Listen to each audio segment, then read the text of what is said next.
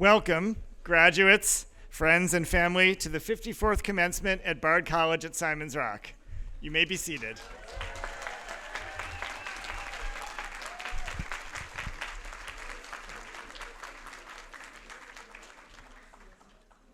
It's an honor to be with you all today to celebrate the accomplishments of our graduates. In addition, we'd like to take a moment to recognize two longtime members of our community we lost earlier this year, retired faculty member Barbara Resnick and our Director of Plant Operations for the Physical Plant, Barb Schultes. I ask that we take a moment of silence to remember these warm and generous women.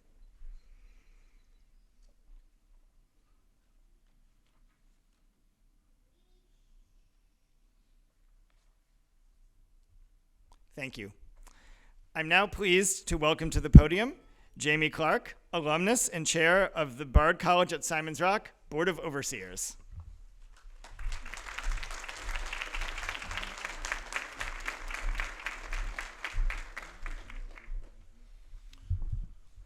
I want to welcome all of you, including President Botstein Provost Weinstein, the faculty, administration, parents, friends, and fellow rockers. I too am a rocker.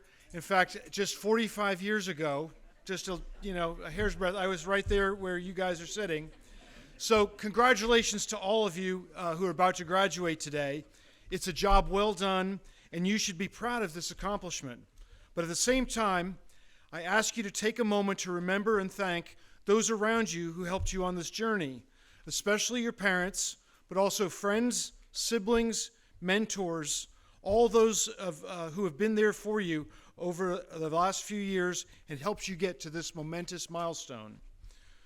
Despite the uncertainty you feel about the future, it will all work out. Enjoy the ride for all it's worth. Whatever your field of interest, I urge you not to be shy. Go forth and unashamedly change the world. That's what rockers do, and we're all rockers.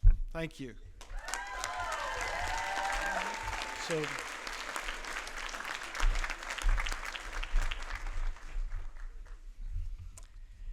it is now my pleasure to introduce this year's commencement speaker, Dr. Eric Huang, General Manager and Chief Scientific Officer of Moderna Genomics. Yes.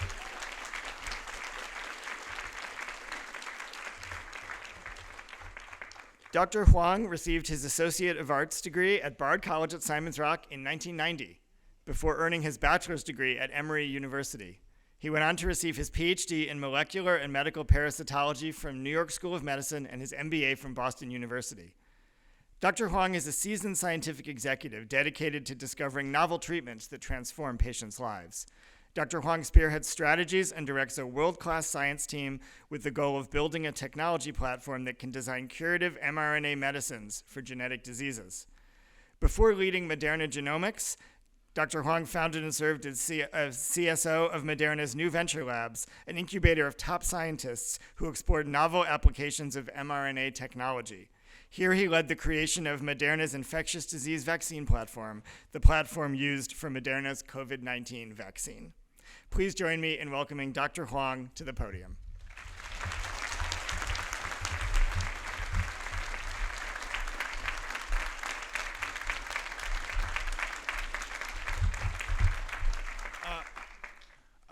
Thank you very much for that introduction. That was just a bio that was published publicly. The story I'm going to tell behind the bio is a little bit different. So just ignore all that. I'm serious. So congratulations, graduating class of 2023. You made it. I was here in 1990. Thank you for also announcing that part. I'm really honored to come back and be part of this because I was here looking up and trying to figure out what I want to do with my life. And I want to thank the board, President Bob Stein, for the warm welcome. And again, I want to thank Simon's Rock for inviting me back, but also for saving me. And I'll get back to that a little later. So if you had told me at age 16, when I first walked onto this campus and said, you will be coming back for a commencement speech, I would literally not have understood you. I mean, literally, my English vocabulary at the time was, hey, I haven't even finished, guys. I mean, you already got a punchline, so it's kind of like, it's a little rude, but it's a little bit embarrassingly rudimentary. I mean, it still is. I mean, I learned a couple of like scientific jargons, but they are not really vocabulary for daily use per se. So I would have smiled at that time, just smile, nodded, and say, thank you very much. And then I will go back and look up a dictionary. By the way, you had to pick up a dictionary back then and flip it through and find the word and then read it, not Google Translate. And then find out what is commencement, right? Commencement speech. So I made it. Oh God, I graduated? Thank God. So why me?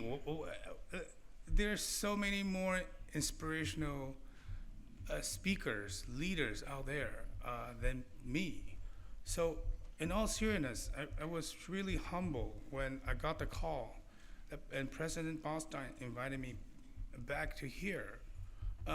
And equally, I'm nervous. At the end of the day, I am just an ordinary person. I did not excel academically. I did not have any special talent for arts, music, or sports. I didn't invent an app that become, the biggest company in the world. I did not break the internet with a TikTok video. I had to put that reference in because I realized it's probably on all your phone. It is 2023, so I asked myself, why would all these young, bright people want to hear a story from a 50-year-old immigrant? Oh, you guys must be thinking, not this again. A great reboot, the reboot of a great American classic. I've seen that movie many times. Yes, he worked really hard. He overcame adversity. And yes, there's a little luck and success and happiness pursuits. Lesson learned, I got it, we got it. Let's see what's next on Netflix. Right? And you're probably expecting me to talk about the most pressing issue facing our society and the planet: climate change, social justice, equality, voting rights, our faith in the political institutions, and rightfully so, because you are our future. You will be part of the solution. If not, you will come up with the solutions. Yet my life has been rather ordinary. Most days are ordinary. And honestly, I feel awed and bewildered that I'm standing before you to share some of my personal stories. But today we are here to celebrate your accomplishment. That's the number one. And few of you, I'm very sure a few of you already picked your path and is on your way there. I congratulate you. That's really great. Keep at it, you will get there. But for me and for many others in the audience, most roads you're looking forward are probably a lot of unknowns, and they look scary and dark. Not all, and they appear, but some of this road, some are covered with wild growth. You actually don't even know how to start. They could be filled with dangers and disappointment, but yet they could be filled with wonder and excitement. So remember this. These are extraordinary moments. These are the moments that really will change everything for you and for the world. You are at that crossroad, and this is an extraordinary moment. Embrace it. So in that vein, I would like to share 3 intimate stories from my life when I faced crossroads. The first is about learning when you are in a situation that is seemingly bleak, that you find no way out. But I assure you, there will always be new path. So as I mentioned, I am an immigrant. I'm an immigrant, not first generation. I am an immigrant. So when I was 14, my parents sent me to the United States for better opportunities. So they found a boarding school, and I thought that would be great, right? We'll be taken care of. You live in a storm, everything is sort of looked after. Actually, it was a military school. Well, I didn't expect laughing, but I thought I was gonna get some eyebrows raising, but thanks. So I don't need to explain. In Taiwan, military school is mostly, well, if not always, associated with the prestigious national institution where the conscious best of the best go, right? You do not send your kids to military schools. They pick you, right? So talk about cultural shock. I found it out the hard way, and I found it out very quickly on day one. In America, people don't brag about sending their kids to military school. I guess you guys all know this, so I can skip it out on there.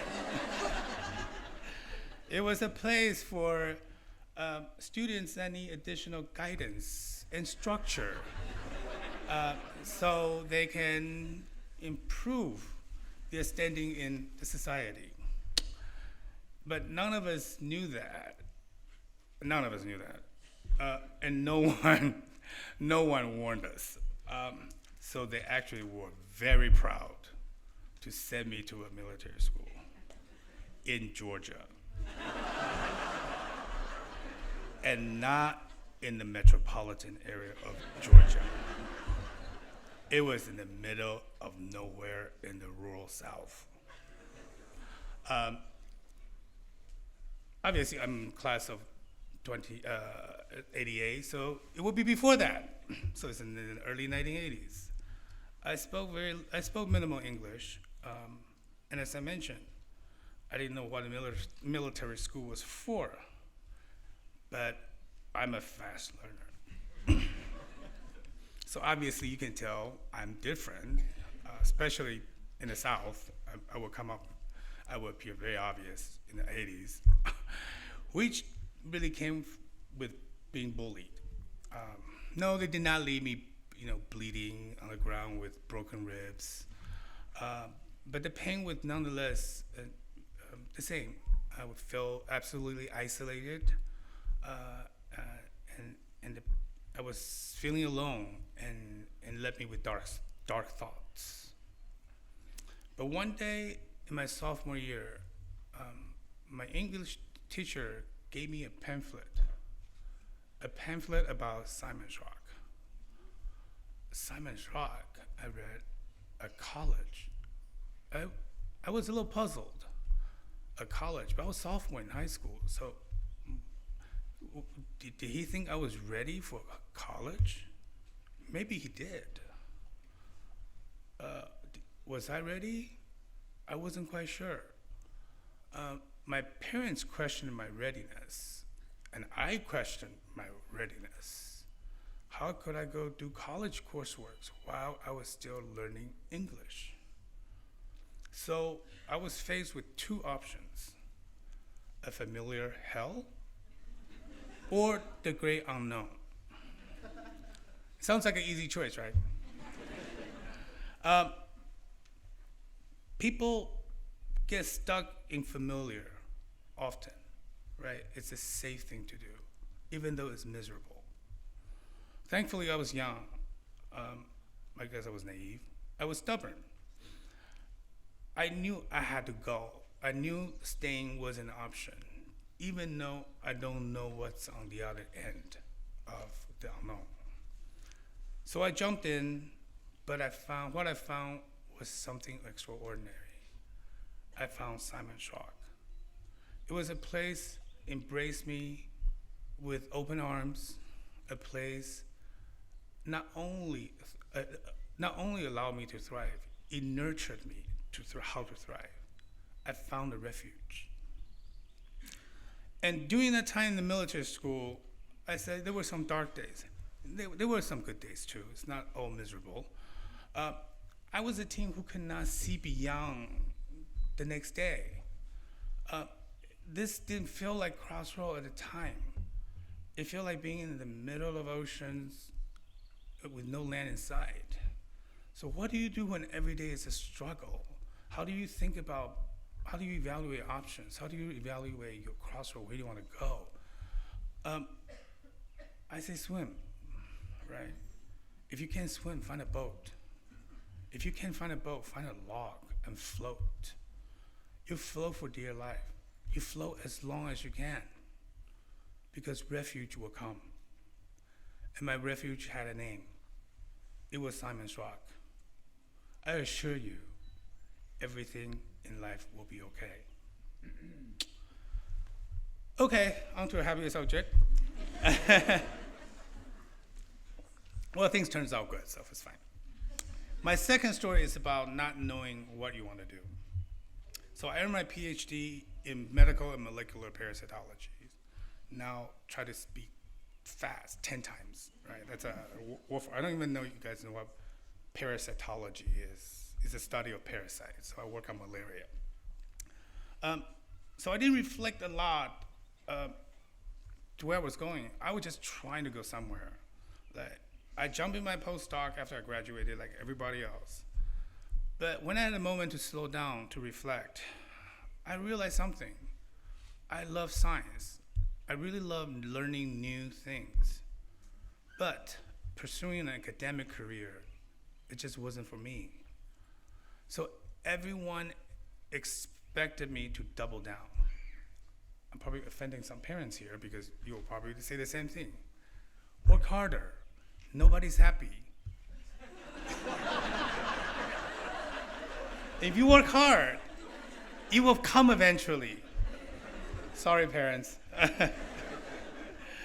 But that's what I heard. You know, I'm just saying the truth. The roads was familiar, right? It's the same story. But I wasn't passionate. I stopped. People wrote me off. People wrote me off as lost. And they were right. I was stuck and had no idea where I want to do. This wasn't a crossroad at all. There was no clear option to do A or B or C that I can do a gap analysis and then scenario planning on which one would be the better outcome. Should I be an astronaut? Or should I be a dancing naked cowboy on Times Square? You know, life is full of choices and options, right? That's what you want to hear. Like, it's full of it. So it wasn't like that. It was just a long, boring commute. I don't know to where, and I want to get out. I didn't know what I wanted to do. I know what made me unhappy, but that's half of the battle, right? You know what makes you unhappy.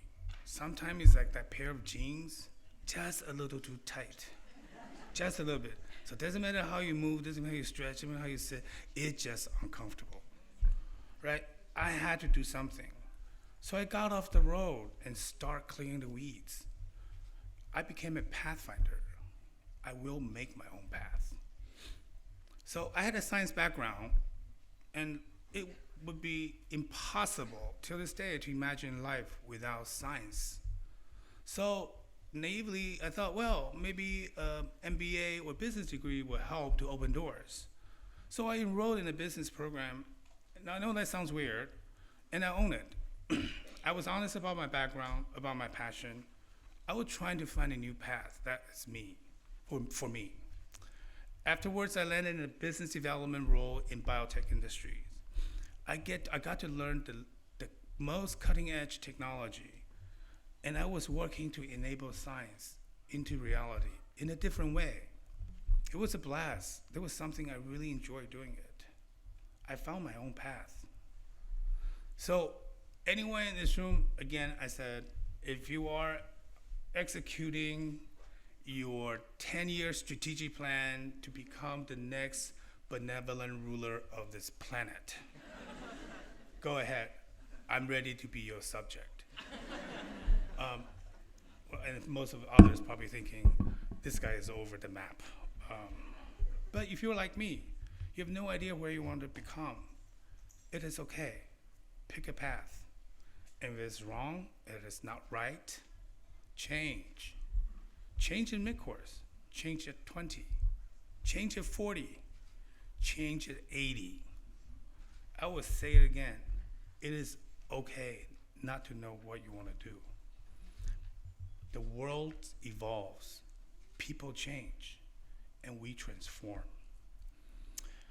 I actually learned what I really want to do in life, truly passionate in life, only about 2 to 3 years ago.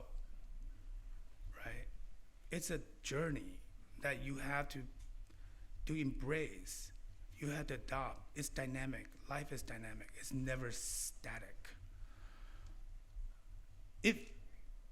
And it might change in 5 years, to be honest, right?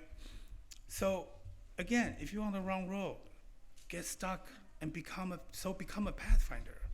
Walk out into the woods, clear for a path.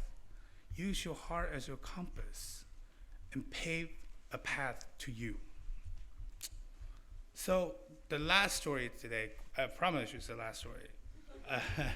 It's about taking the unexpected detours that life throws at you. So I told you I was in the business development of a biotech industry. It was really fun because you do whatever to build a business to enable science into reality. It does sound so surreal, and it still is today. Every day I work in the lab, when I see data on a screen on a piece of paper, that actually came from a concept from one of our heads. It is humbling, really. It is truly humbling. That's the beauty of science, when an actual idea gets converted into results. And with that little result becomes knowledge. With those become insight. And then you make science into reality. So the big part of this is you can never do this alone. So the big part of this, if for a company, even like Moderna, is to create collaborations and partnerships to access, leverage other people's technology and know-how. So, and it's like a pop artist that needs hit songs. Business developments needs big deals. And at Moderna, we were deal makers. And I was on a winning team. They were my hit songs, believe you me. They made it to the top of the chart on Spotify. Things were going really well for me. And for the BD folks, the team at Moderna. I was grooving, I was smooth sailing. So, look, this road looks great, right? Because I can just ride this road and have my career path into the next level. Then one day, my boss pulled me aside in the hallway and said, "Hey, I got a new job for you. I want you to run a discovery research lab." Wait, what? I mean, 2 minutes ago, I just told you I left the bench 20 years ago to become a pathfinder. And now you want to change? Here's the story. But there's this opportunity to run science, run an incubation lab that to make science into reality. But I haven't designed an experiment or even conduct an experiment in 20 years. To me, at that moment, this spells a colossal failure. I would be humiliated because why would I do this? Why would I get off a comfortable role and do something I already think is going to be a colossal failure? So this time is another crossroad. So the way I feel is I was cruising down Pac 101 in a convertible in a sunny California summer afternoon. And he's asking me to get out of the car and walk down the exit ramp to world's biggest failure. I was resistant. Wouldn't you? And afraid. But I was curious and really intrigued by what's on the other side of unknown. So I took the plunge and I said yes.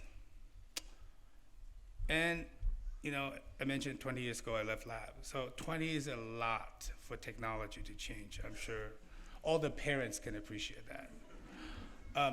There are too many memes on the internet to even make fun of people like me. What is a landline? What's a flip phone? The younger scientists would really make fun of me because it was actually funny. But I work hard and learn really fast. And it is like riding a bike. And unbeknownst to me, I rediscovered science with a deeper and more personal appreciation.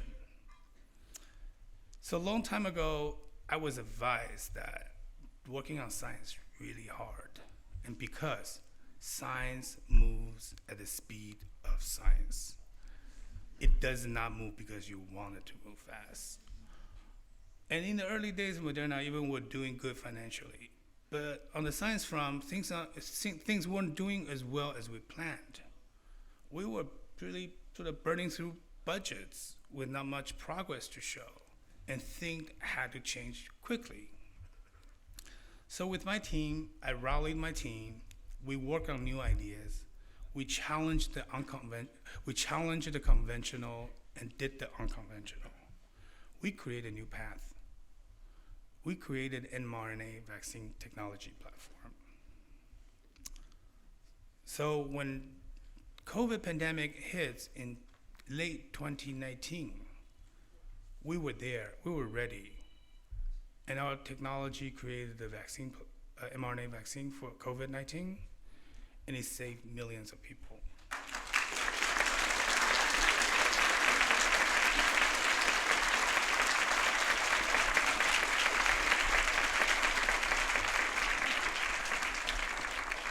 And this applause, it's going to be attributed to the whole entire Moderna organization. I'm merely a part of it. So we really appreciate the applause. We really appreciate it. Thanks. So here's the moral story. What I'm trying to say, you are going to get opportunities that are cloaked in danger. It's fine to be scared.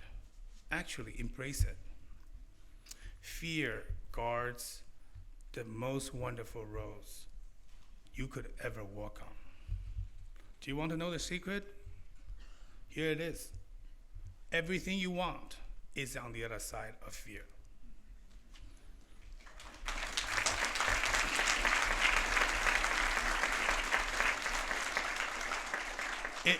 In many ways, fear is a mechanism for self-survival.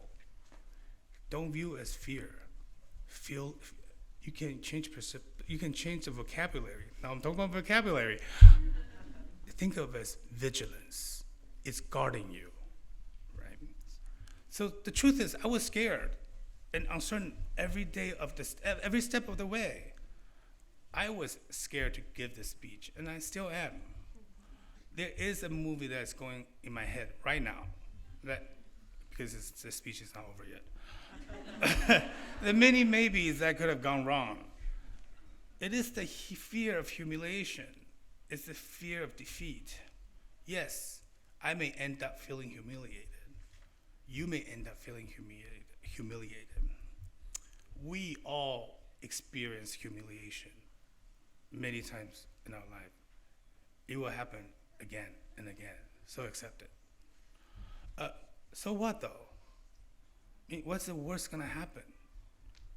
It's just a good ego bruising. Been there, done that.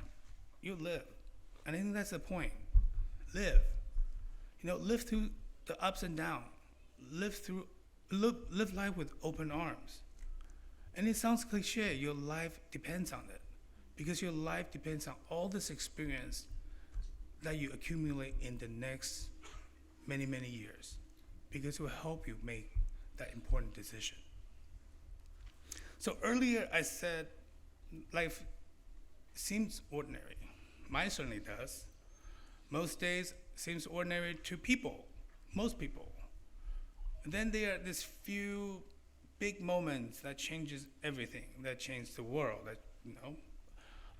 You know what I mean? These are sort of the watershed decision, one may, that happen only once or twice in a couple of decades. And we call these crossroads.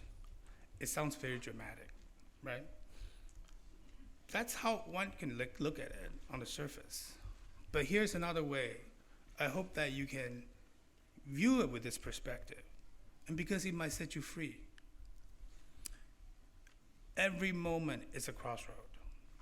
Every moment is a choice to fall backwards into comfort or dive forwards into fear. Every moment is extraordinary moment. You are faced at a crossroad today. This is not the first, and definitely it's not the last. Life is made of crossroads, and every day you live is a crossroad. So I extend the following invitation.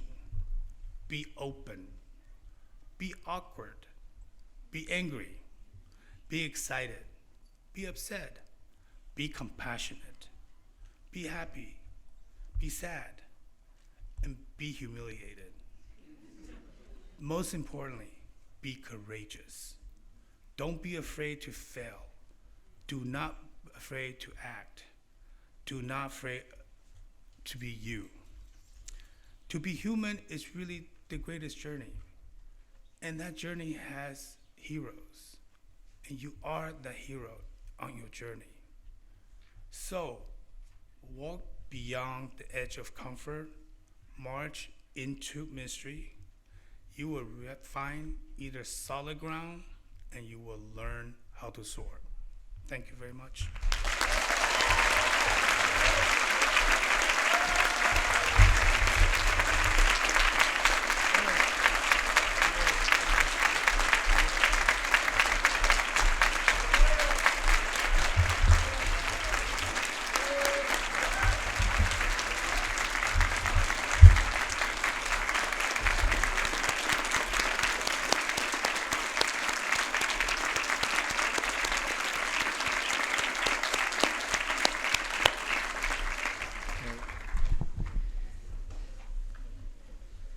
Thank you, Dr. Huang.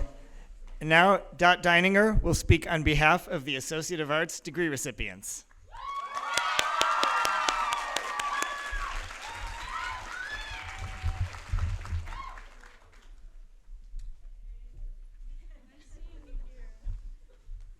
Hi, howdy.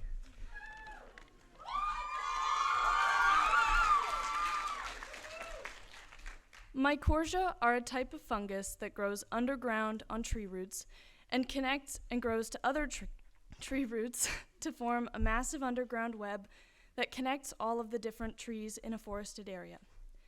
Using this web, trees can communicate with each other about changes and threats in their area using electrical signals. It's like the natural internet.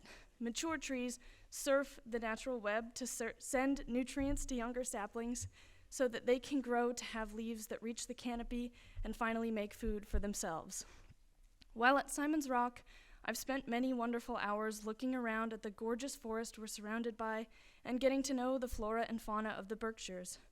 I've seen the seasonal wildflower tour that happens here, starting with daffodils in March, continuing with bright orange daylilies in the midsummer, and ending with the last aster in September. We have vernal pools in our woods, where you can find amphibians like salamanders and frogs after it rains. The rabbits come out at sunset, and deer leave their tracks in the mud everywhere. What makes it all work? Why are forests so huge and beautiful and so well functioning? In biology, it's called mutualism. Mutualistic relationships make the world go around. Organisms help each other in the environment all the time. They keep each other in a delicate balance by working together, from bacteria to bears. Something as common as lichen is a perfect example. Mushrooms and algae come together and they combine forces to provide each other with habitat and nutrients. We've shared locations here. Campus trails, art exhibitions, displays, ponds, they bring us together. And we've shared experiences here. Simon's Rock traditions like Writing and Thinking Week, Freshman Seminar, Symposium Week, Pride Week, Rock the Community, they bring us together too.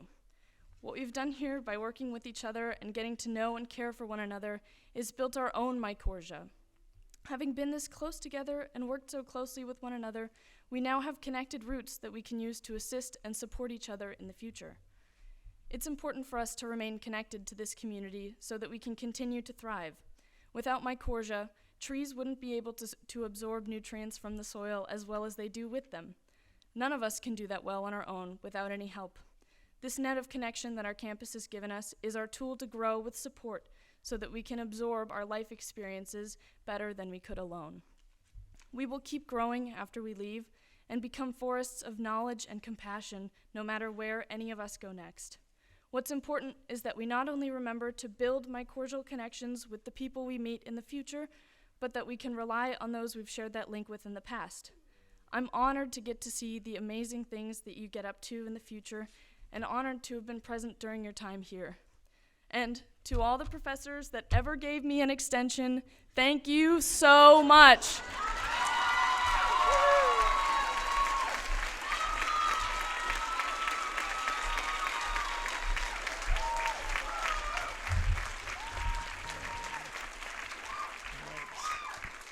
Okay, thank you, Dot. And now, Gigi Gardier will speak on behalf of the Bachelor of Arts degree recipients.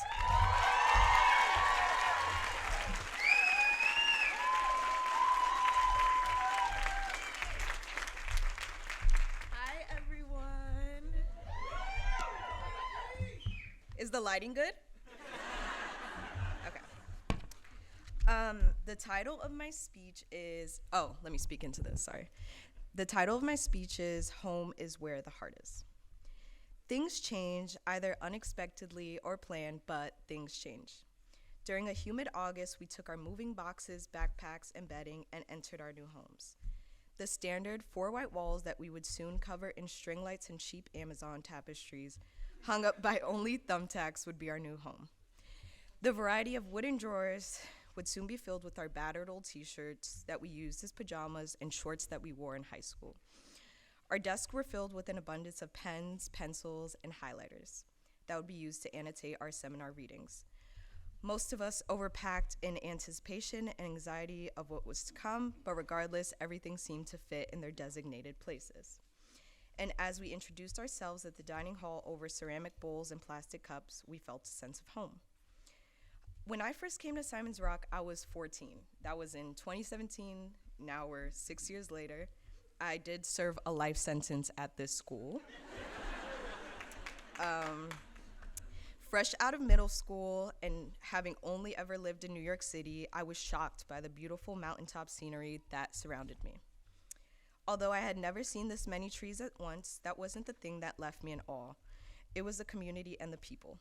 As a kid who was living on her own for the first time, like most of us were, I didn't feel homesick. Many feelings filled my heart that day, but alone was not one of them. Throughout my 6 years here, I have never felt the feeling of loneliness, ever. This campus has a way of loving you in a way that no one else does, or will. I don't know.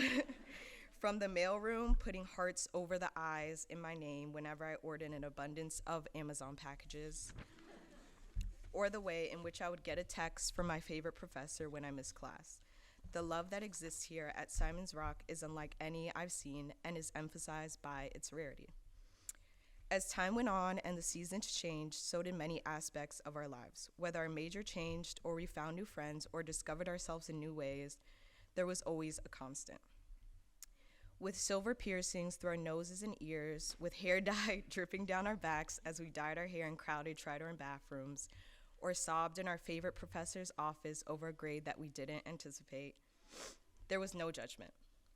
To experience a place where we felt comfortable and at home was a feeling that we'd always longed for, a place that we had desired our whole lives. Somewhere that we could come back to and feel safe, no matter the circumstances, was something that we had always dreamed of. So when the string lights turned into standard lamps and the tapestries turned into framed pictures, and the twin beds turn into standard ones, we must remember that this change is necessary, but there will always be a constant. When it feels like we are being stretched too thin by the world, there will always be somewhere that will show us grace, love, and compassion. When we go on to get married and have children, or cats and dogs, depending on who you are, and we feel like everyone is depending on us, we can lean on each other. Simon's Rock has provided us with lifelong connections, genuine relationships, and a college experience that will be remembered and savored even when we are old. Throughout my time here, I have met many alumni, some from the class of 2015, some from the class of 1987, but in describing their experience here, they refer to this place, Simon's Rock, as somewhere that they consider home. Some of these individuals have moved across the country or even live on a different continent, but they consider this campus in the middle of the Berkshires to be one place that they truly hold close to their heart. This revelation will soon ring increasingly truly, sorry, let me start over.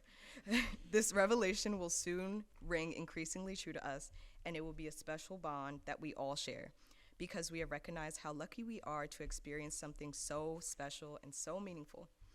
Our chapter at this school will never end. We will keep these connections, these friends and colleagues, and have them as our foundation as we enter our next chapter. Knowing that we have this community will keep us strong and will keep us motivated to continue on. Although we will miss Simon's Rock, this place that we consider home, these 4 years have given us all the tools to go on and build our own version of home wherever we may go. Thank you.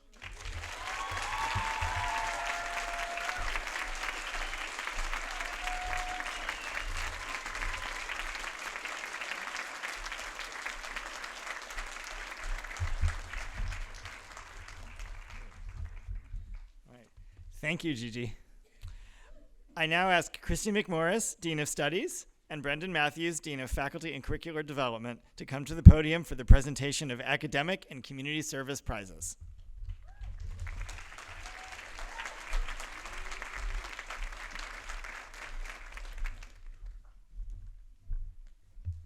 Hi. These students have been recognized for outstanding achievement by the faculty in their respective academic divisions.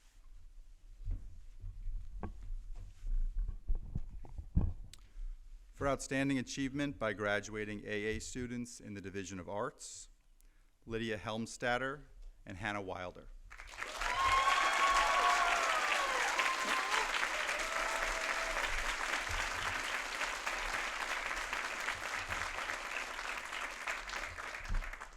Oh, when we say your name, please come to the podium.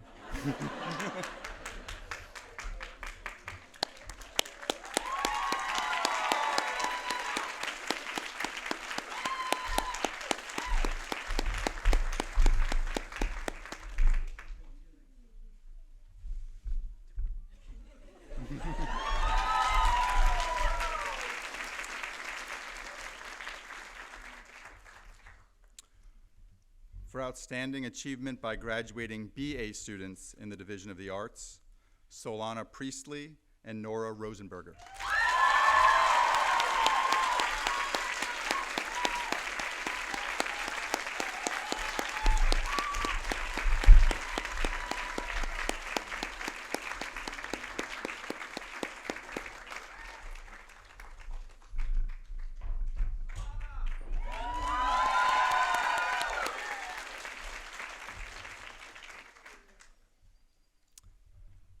For outstanding achievement by graduating AA students in the Division of Languages and Literature, Alaya Erickson and Ramon Hadassah Walker.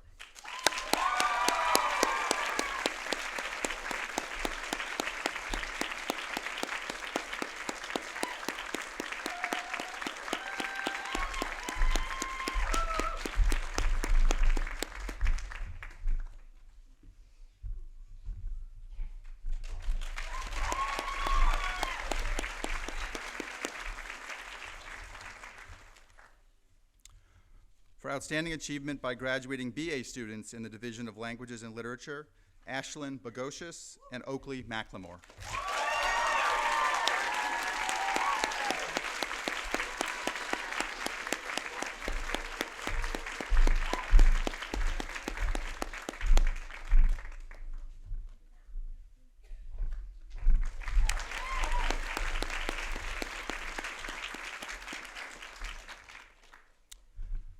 For outstanding achievement by graduating AA students in the Division of Science, Mathematics, and Computing, Andy Fang and Ming Gong.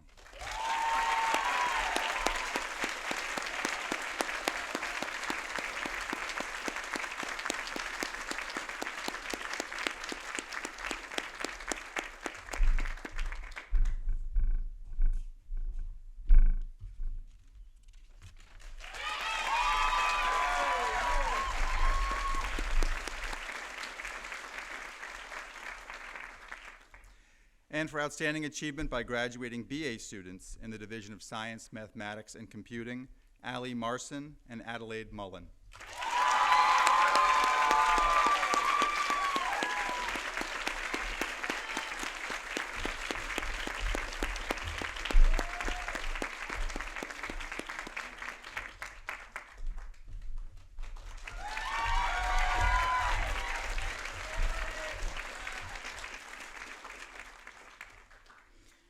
For outstanding achievement by graduating AA students in the Division of Social Studies, Tosca Hagel Cantarella and Fiona Zhu.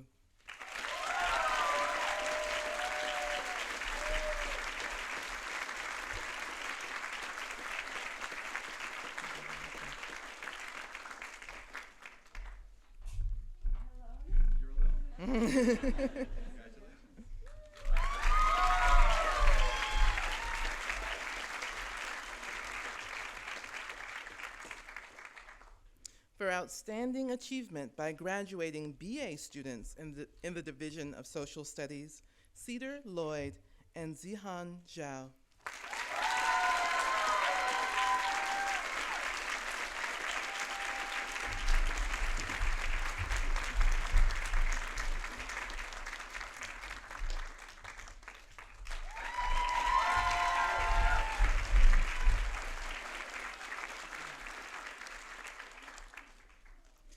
For outstanding achievement by graduating BA students in interdivisional studies, Liam Coote and Sam Messmer.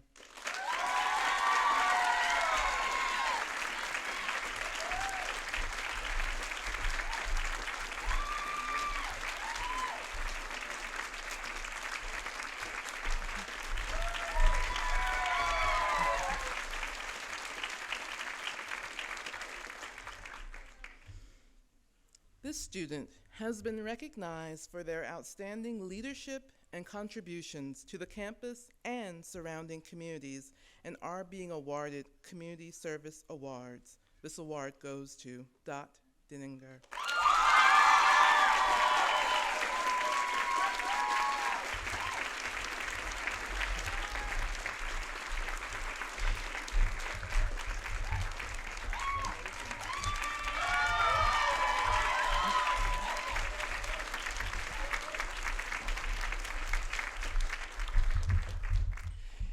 Each year, the senior class, on behalf of the student body, presents a series of awards recognizing faculty and staff. The first of these awards is the Dr. John A. Glover Award.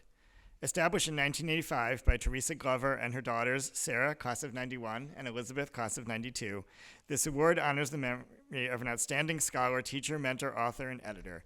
It is given each year to a Simons Rock faculty member in recognition of his or her knowledge of subject, love of learning, excellence in teaching, and dedication to students. Patience Adamashak and Natasha Wed will announce this year's recipient.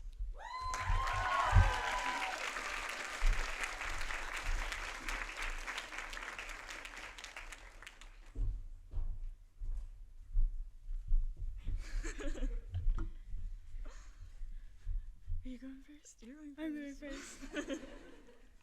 Okay.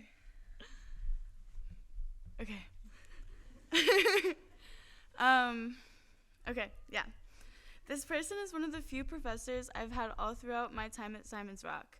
In that time, they have always found ways to make classes engaging, even when we were discussing some pretty heavy subjects. They're funny, supportive, and so caring. Outside of class, they exceed expectations. I was writing my thesis and having a hard time finishing it up, so I was invited into their home, and we sat in the kitchen at the table, and we just worked on it. Experiences like these, the care they show is not singular. All of the students realize how much she cares for us, and I'm forever thankful to her. It is with great pleasure that I present the Dr. John Glover Award to Professor Jennifer Daniels.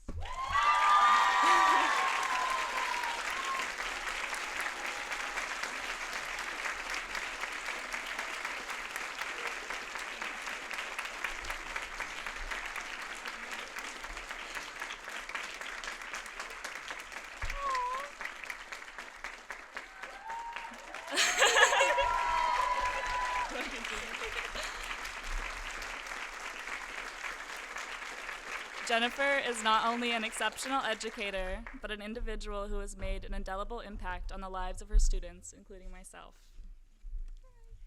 What makes Jennifer truly exceptional is her ability to balance her professional life with her role as a dedicated mother to her daughter, Adalia. Despite her hard work, she never fails to be present with her students. She takes the time to form personal relationships with each of us making her classroom a fun and welcoming space. On behalf of everyone you've taught, I congratulate you on receiving this award.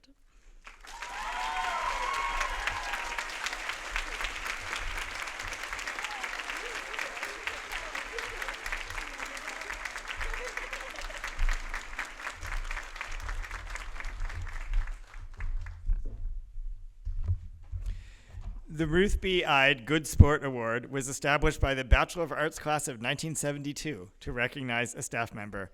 Ruth B. Ide served as an administrative secretary at Simon's Rock from 1968 to 1986. Nora Rosenberger will announce this year's Ruth B. Ide Award recipient.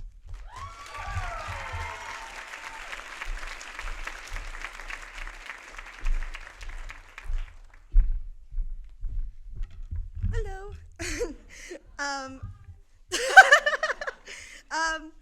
Hi, everybody. I'm here to honor someone near and dear to our hearts, someone who has stuck their neck out not only for me, but many, many students of this campus. Somebody who, despite all the hardships they faced here, never gives up on the students and has never given up on our community. Somebody who strives to have a joking and personal relationship with everybody that walks through her doors. I am honored here to give out the Ruth B. Ide Good Sport Award. This award is given to a staff member who embodies the quality of a good sport, as John said. And we have a class has seen this person go above and beyond in every aspect of their job to show up for this community and show up on even their roughest days with a smile. They have always given 10 times more than what is required of them, and this award is our way of giving back, even if it's just a little bit. As you all can probably guess by me, snack bar worker, the winner of the Ruth B. Ide Good Sport Award is Anita Bagel, or more formally known as Angela Barberi.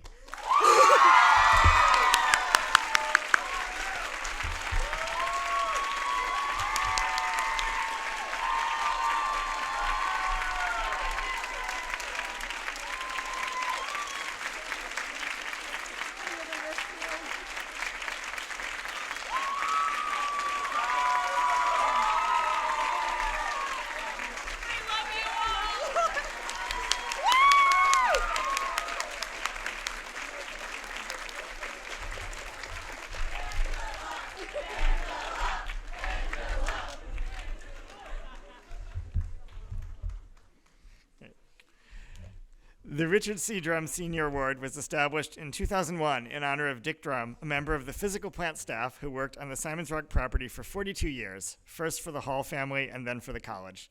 The award is given to a longtime member of the faculty or staff who has dedicated his or her professional life to the college. Maya Soraya will announce this year's recipient of the Richard C. Drum Award.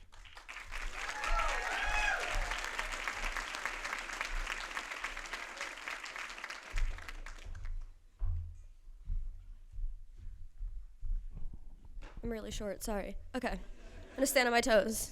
Can you see me? Cool, awesome. God, there's a lot of you here. So, hi, I'm Maya, I'm a senior. One of my favorite parts about Simon's Rock is the dedicated staff and faculty that are committed to helping and bettering our community. The individual I'm discussing today in particular is someone who has devoted 30 years to Simon's Rock and the Great Barrington community. She was passionate about helping anybody who sought it and touched the lives of everyone around her. In honor of the life and love that she gave to our school and Great Barrington, I would like to present the Richard C. Drum Award to Barbara Schultes.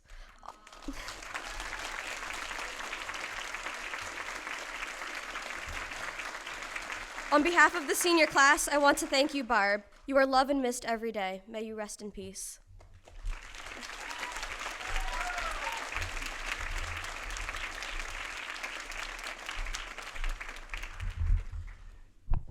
Established by the BA class of 2015, the Wendy Schifrin Award honors Wendy Schifrin's legacy and commitment to Simon's Rock. Wendy was a beloved faculty member who brought the joy of dance to many students.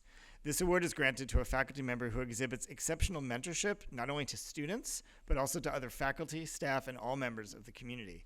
Chosen by the faculty and the senior class, recipients of this award demonstrate passion and care in their contributions to well-being of their peers and colleagues. June Knaut and Jesse Robbins will announce this year's recipient of the Wendy Schifrin Award.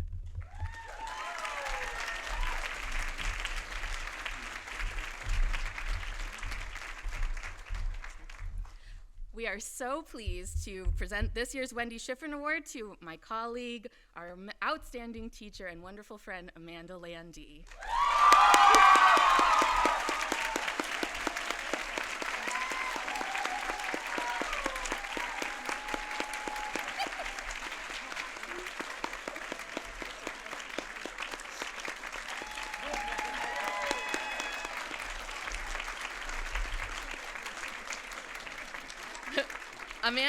Amanda was one of the very first faculty members that I met when I started here on a sticky August day during boot camp, aka writing and thinking workshop. She was so warm and welcoming that I immediately felt at ease. Whenever I need help with anything, she will talk it through with me and then send me a follow-up email with more thoughts later. She is passionate about making Simons Rock the best it can be for everybody. She spearheaded the redesign of the math curriculum to make it more relevant to non-majors and to show that there is more than one way to be good at math.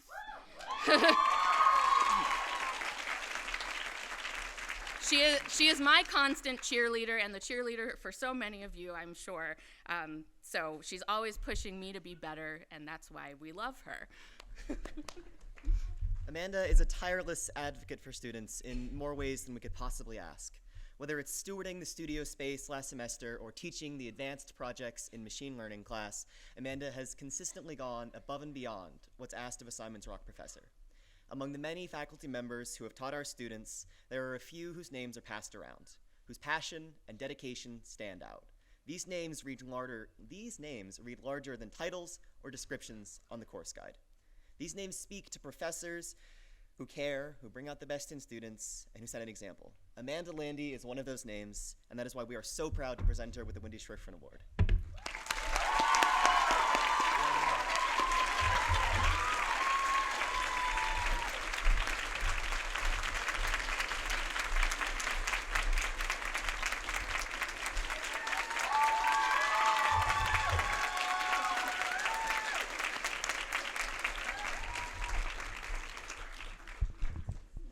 With the semester coming to a close, we will say farewell to Diane Rhodes, our payroll and benefits manager, who will retire after more than 40 years serving the Simons Rock and the greater Bard community.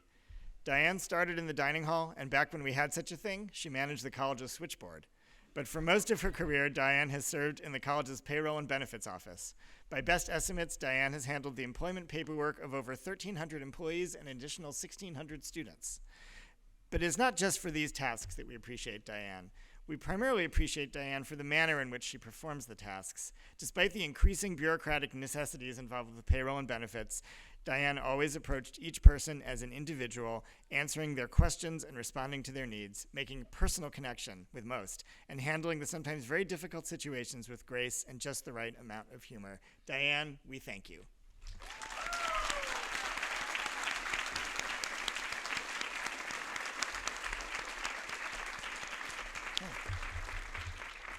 I now ask President Leon Botstein to come to the podium and present his charge to the graduates.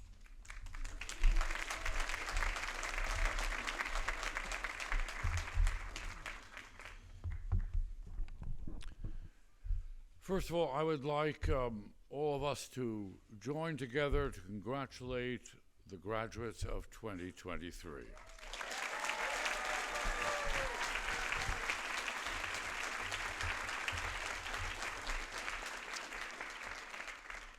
And the graduates will join with us in congratulating all of those who are parents, friends, neighbors, roommates, and others who have lived through the years that led to this day. Without the help of our families and friends and communities, none of us individually can achieve anything. So a hand to the families and friends of the graduates.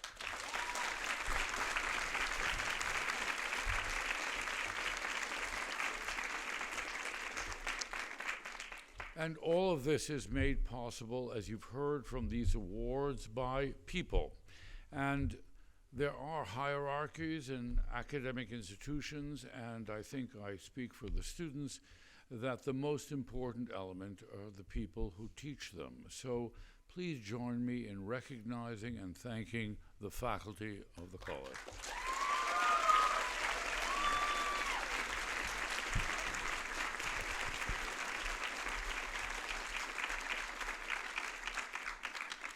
Eric spoke of heroism, and among the most heroic are the people who are not faculty and work here, taking care of the grounds, feeding, doing tasks which are essential, administrators at all levels, and some of the least beloved higher administrative ranks, including the provost and the deans.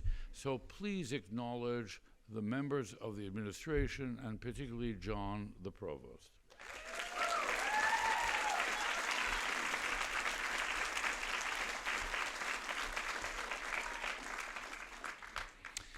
Last and least visible in the group of people to whom we owe a debt of gratitude are the people who support this place. So this doesn't happen by magic. We live in a country where we love to eat sausages but don't want to be told how it's made. Right, and it's made by philanthropy and volunteerism. And that's represented by the Board of Overseers and the Board of Trustees. Join me in thanking them.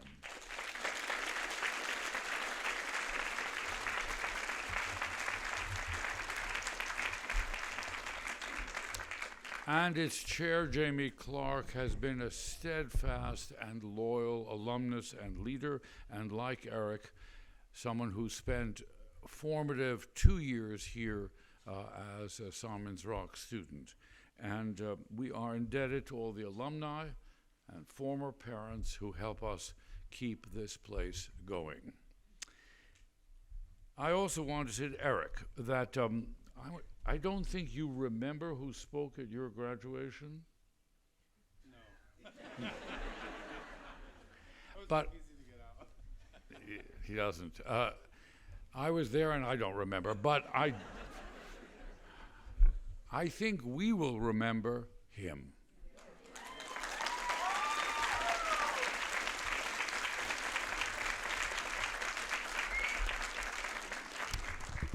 Now, I'm supposed to give advice, and I hate advice.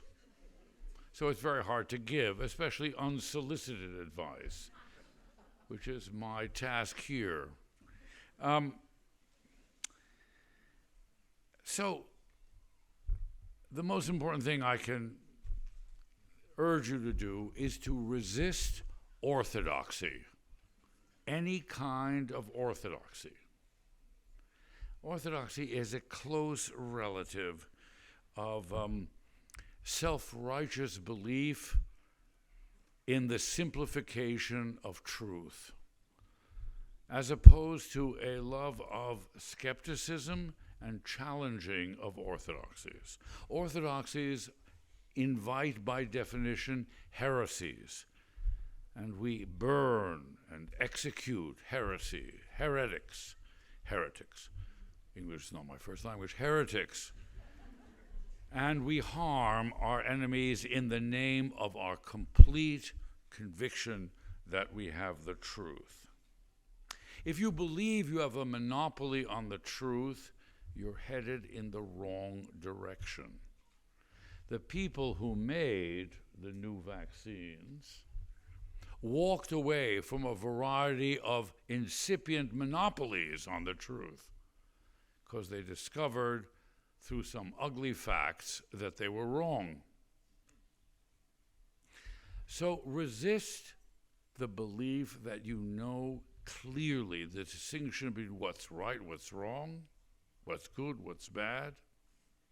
It doesn't mean you shouldn't stick to your beliefs, but be not orthodox. Because in those orthodoxies, you essentially develop an instinct for intolerance. You're morally superior to the person who doesn't agree with you. And there's a short distance between that and being angry, seeking retribution, and using violence. This country has a problem with violence. People are dying every day, and it's not because there is no gun control. There needs to be gun control, believe me. We need to take the guns off the public space and out of the hands of private people.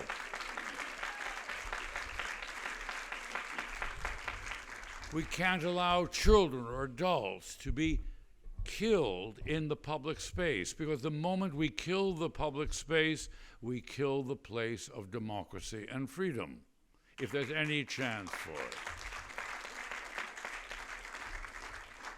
Now, we like to think that the people who are shooting other people are to be categorized as mentally ill, therefore not like ourselves. But that's a lie. That's a lie. They mirror an extreme version of what we revel in, and that's Puritan self-righteousness. The white founders of this country in this region were Taliban, were violent, intolerant people who executed people who didn't believe what they believed, who shed blood in the name of God and orthodoxy. We love to be angry. And if we're angry and we marry that anger to self-righteousness, we justify violence. So, I ask you to resist the temptation to orthodoxy, however wrapped it is with very elegant, sometimes incomprehensible rhetoric, even academic rhetoric. So what's the alternative? The alternative is what the traditions of learning would love to encourage, and that's reasoned empathy. Look your enemy in the eye and think, what would it be like to be that person?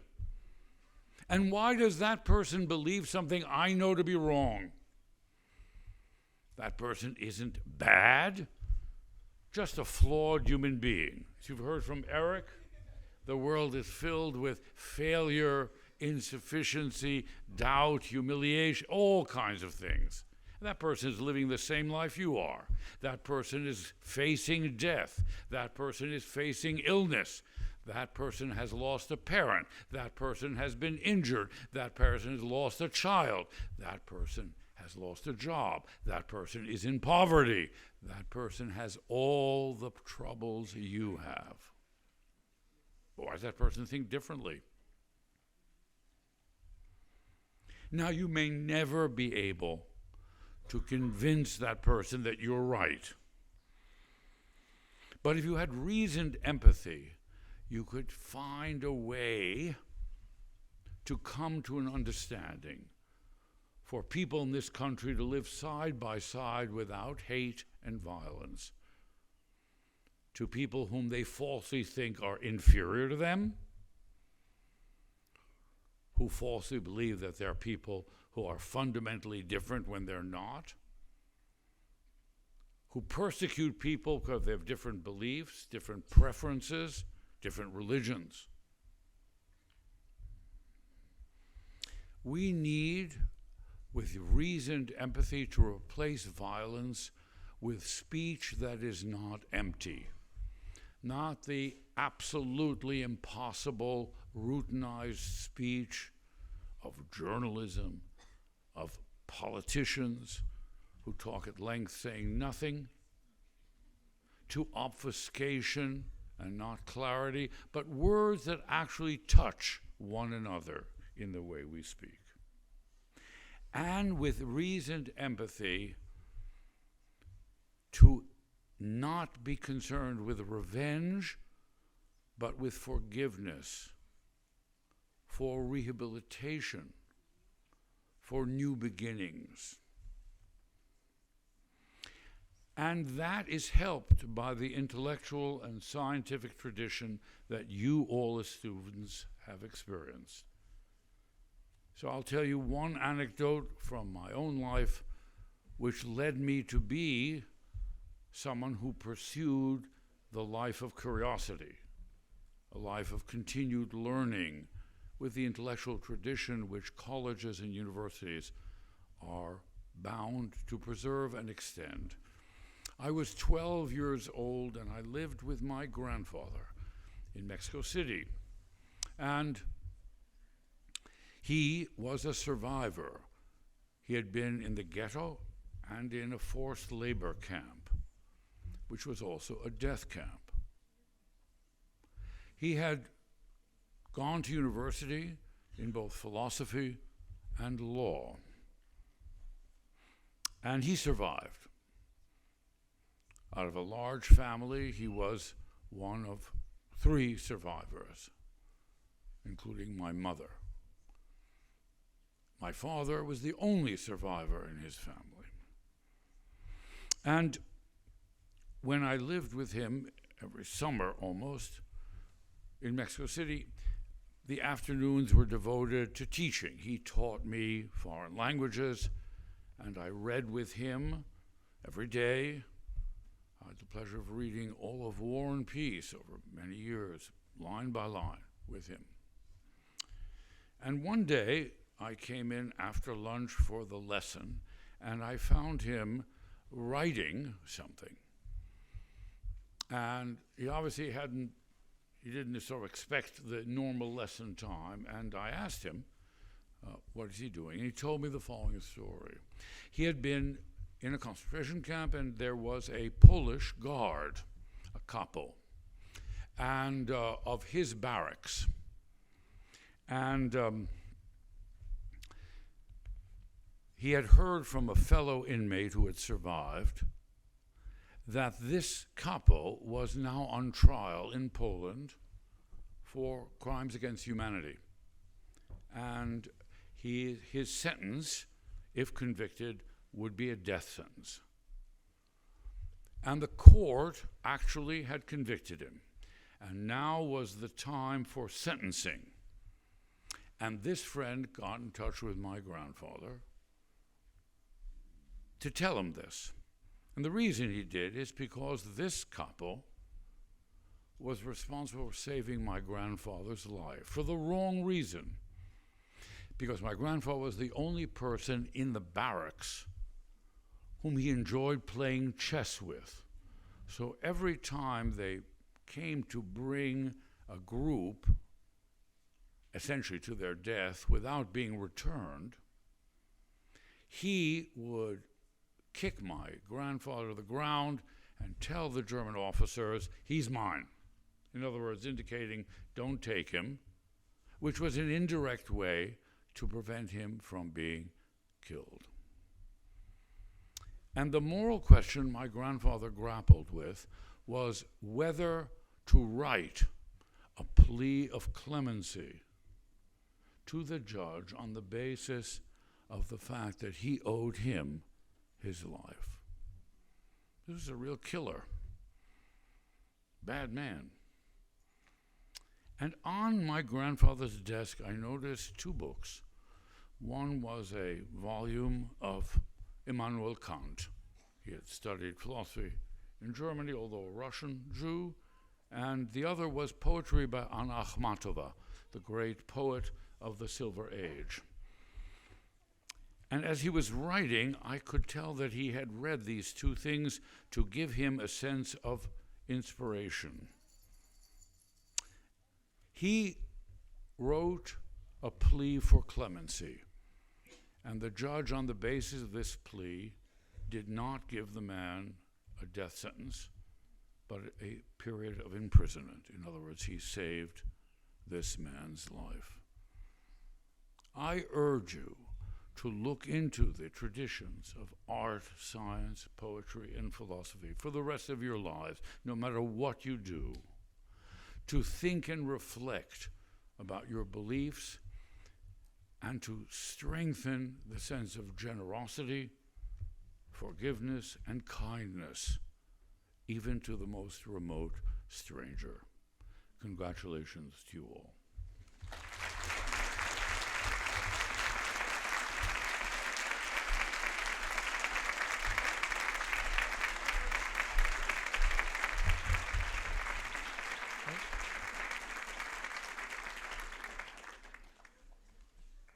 President Botstein, I would like to introduce the Bard College at Simon's Rock class of 2023.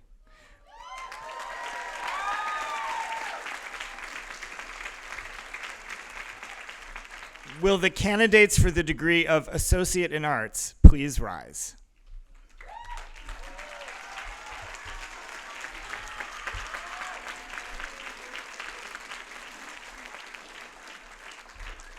Mr. President, the faculty has determined that these students have successfully completed the course of study for the Associate in Arts degree. It is my honor to present them to you on behalf of the faculty of Bard College at Simon's Rock.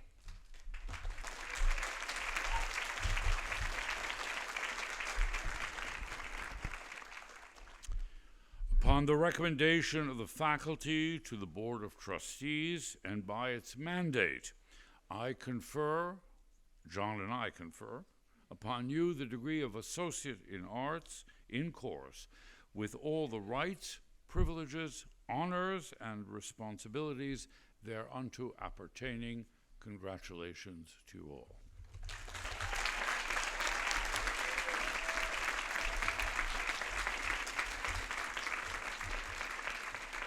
You may be seated. Will the graduates please come forward individually to receive their diploma as I call their names? Okay. Ava Abate.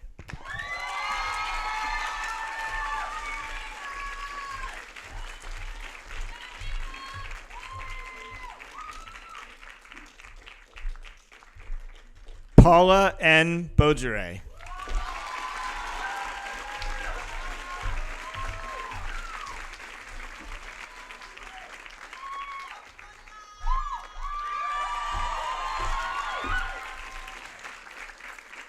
Josephine Bornsu.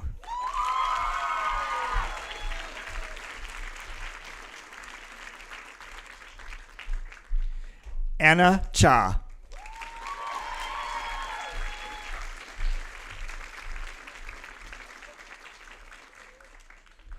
Alok Chandan.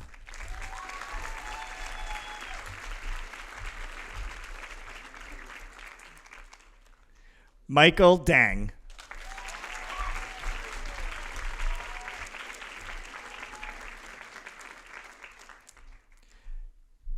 Dot Deininger.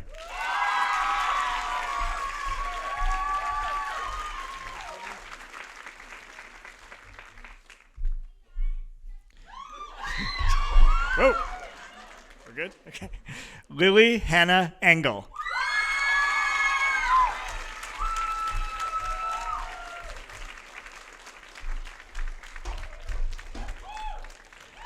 Elia Erickson.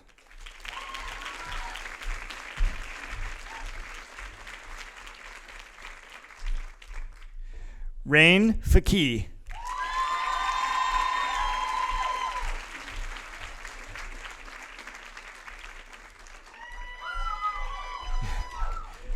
Hao Fang.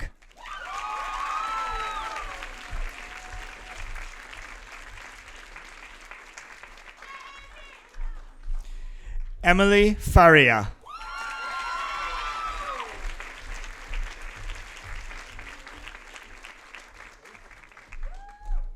Liam Forrest.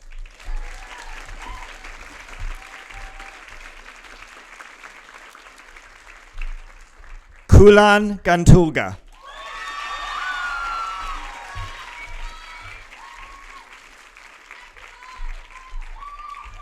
Austin Gillespie.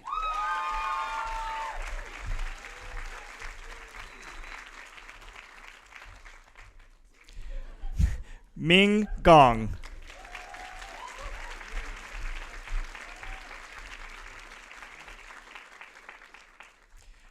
Finn Gruber.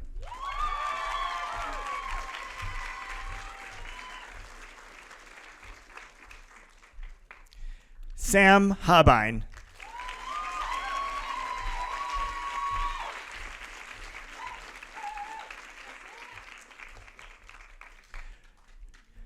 Tosca Hagel Cantarella.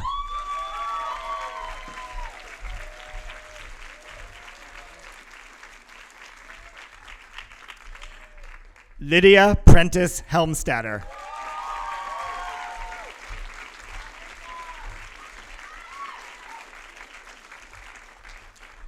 Lucia Hornsby.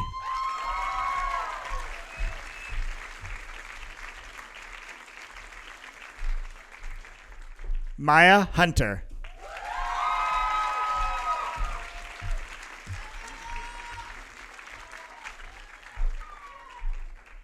Oscar Hurst.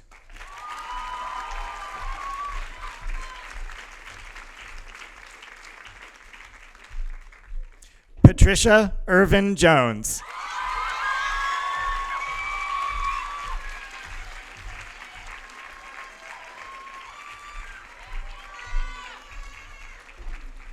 Zoe Johannes.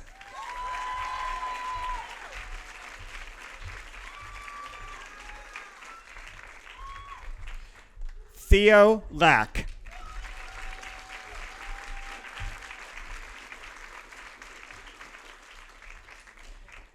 Adam Lenardi.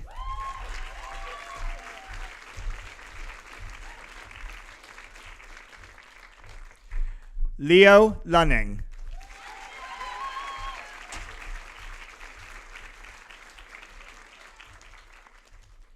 Taya Morris.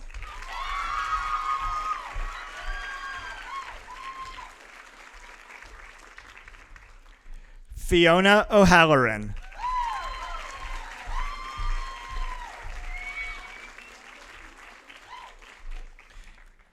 Eleanor Peterson Rockney.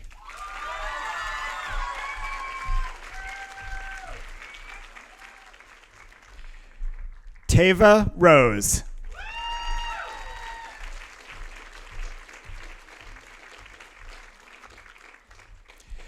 Isabella Russo.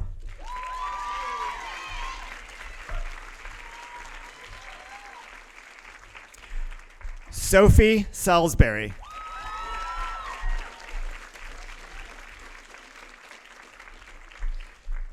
Jackie Schmeisel.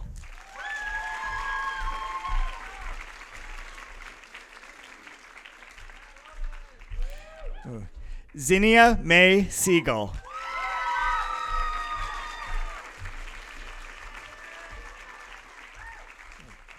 Pharaoh Sisler Dubetz.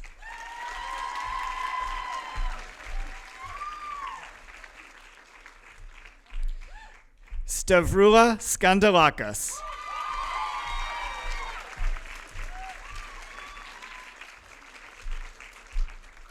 Misha Smirnov.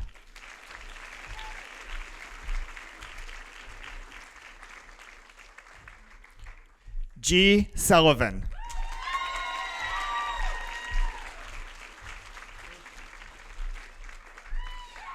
Theodore Finch Walker.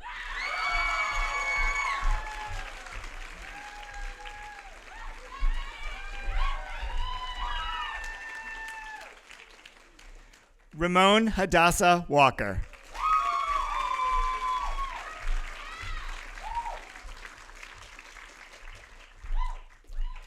Hannah Wilder.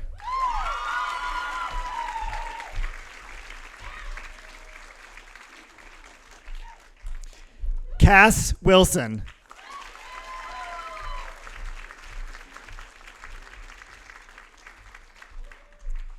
Camille Wilt.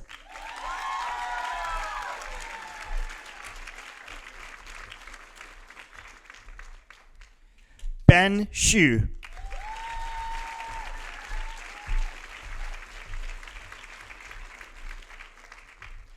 Diana Yassin.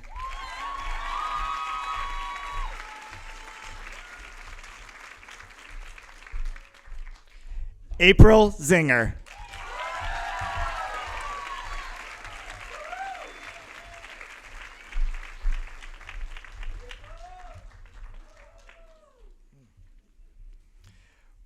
Will the candidates for the degree of Bachelor of Arts please rise?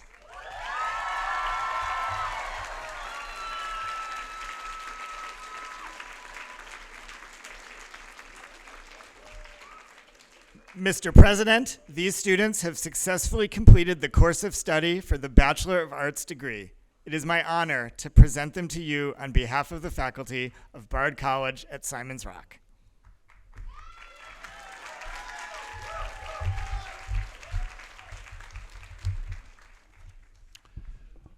For those of you in the audience, you'll notice in this program, you will find all the recipients of bachelor degrees listed.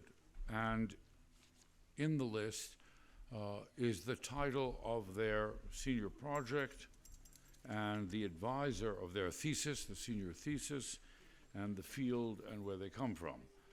So a BA from Simon's Rock here is more than the accumulation of credits, but actually the completion of a piece of work of their own design and execution, guided by members of the faculty. And they get 2 degrees. One is from Simon's Rock, the other is from Bard. And one is in English, the Simon's Rock one. The one from Bard is by tradition from the 19th century in Latin. So I will declare the degrees in Latin. What it means is exactly what you heard earlier in English, which is that by the authority vested in me, I give you this degree and all the rights, responsibilities, and privileges that attend to the degree. Auctoritate mihi commissa te ad gradum in artibus baccalaure admitto omniaque jura ac privilegia ad hunc gradum petitentia tibi concedo in testimonium hoc diploma tibi solemniter trado. Congratulations.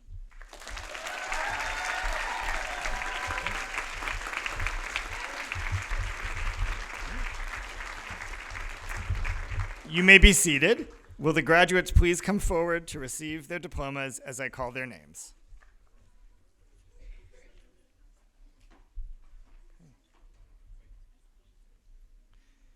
Patience Adamashek.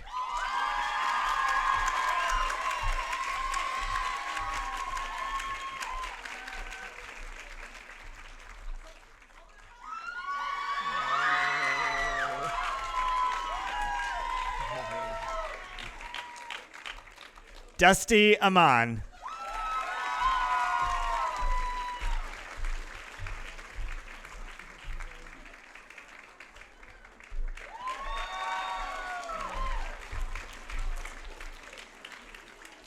Ashlyn Bogosius.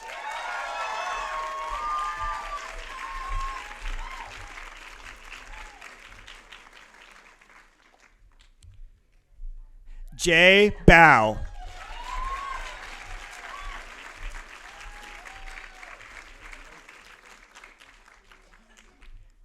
Alexander Barron.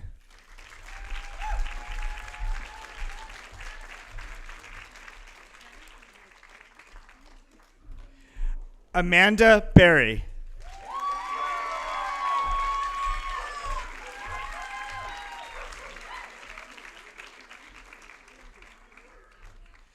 Liam Coote.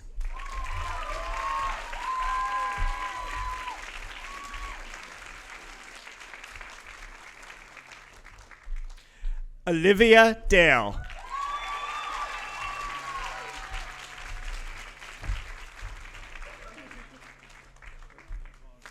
Okay, all good? Okay. Raz DeVoe.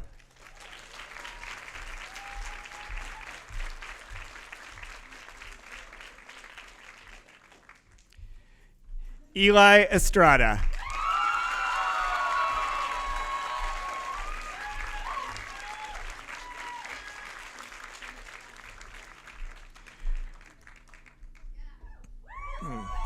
Okay.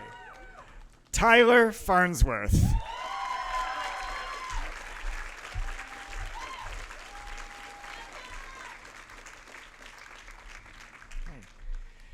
Gigi Gardier.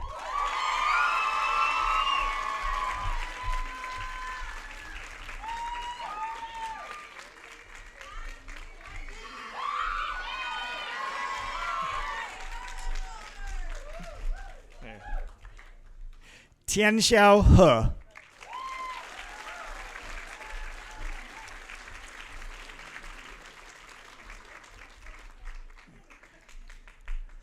Paul Kameen.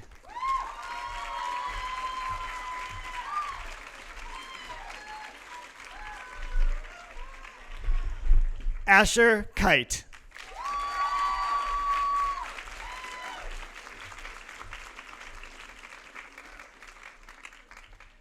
June Knaut.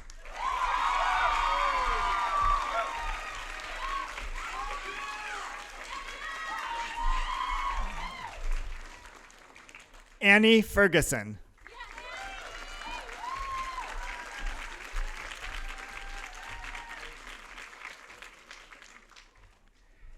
Alejandra Leon.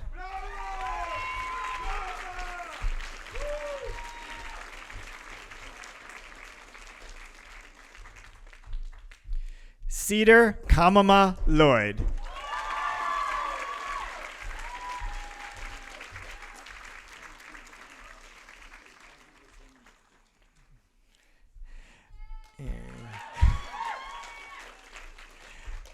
Alexandra Marson.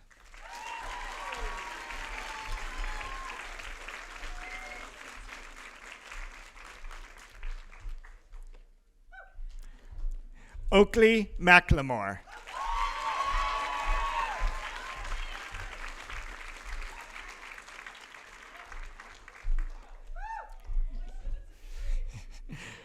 Samuel Dylan Joy Messmer.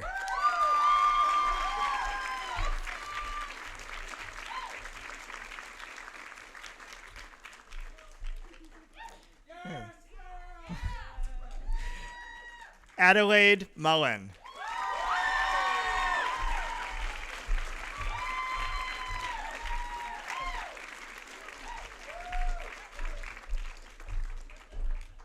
Imogen Parker.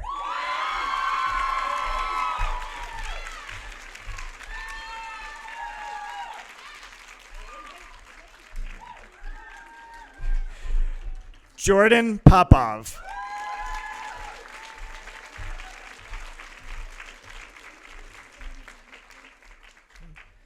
Reta Pradata.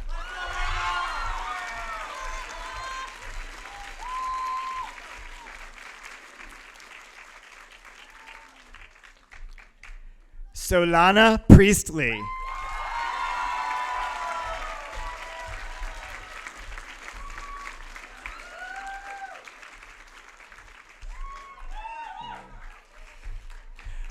Ashu Rai.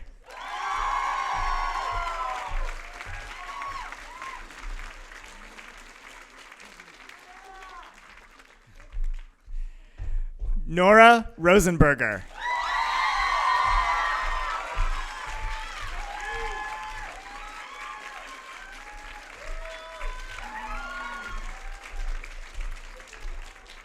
August Rover.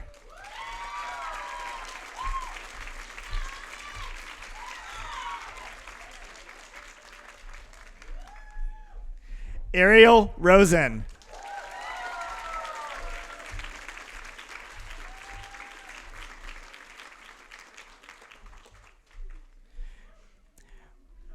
Maya E. Saraya.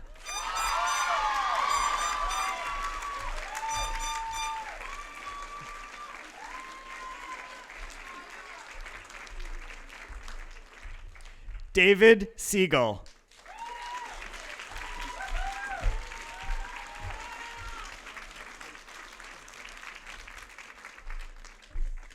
Kelly Ann Sheehy.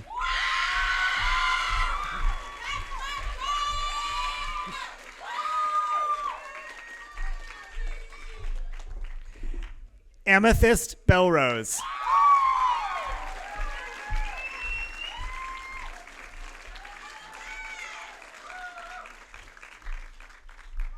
Yes. Mihir Suraparaju.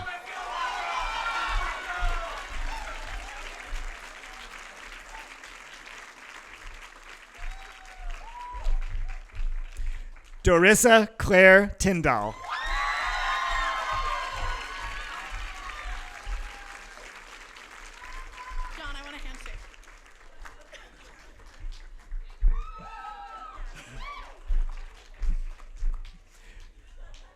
Johnny Vitale.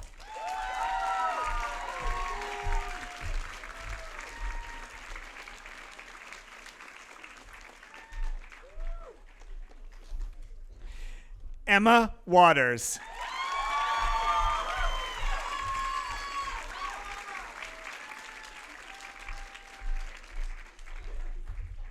Natasha Starr Wed.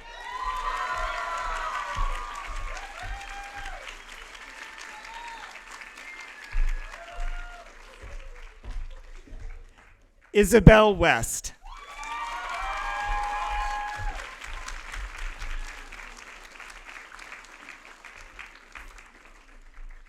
Casper Wilder.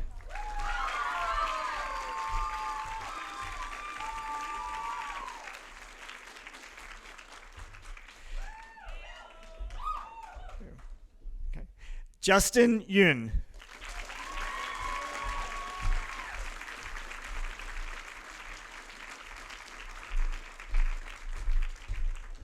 Cecilia Zhao.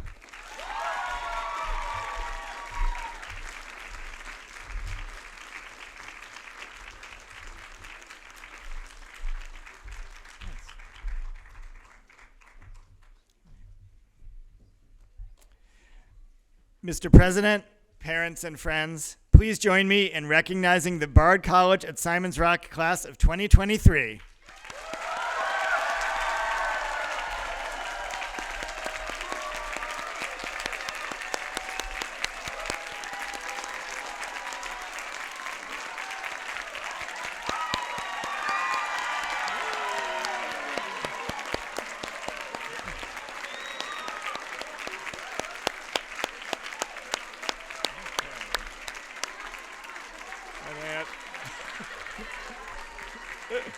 Okay.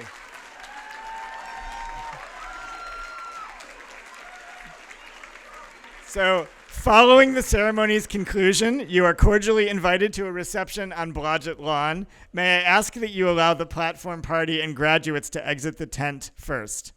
But before that, I now would like to invite Gigi Gardier, Patricia Irvin-Jones, and Darissa Tyndall as members of student government who are receiving degrees today to center stage to close the ceremony.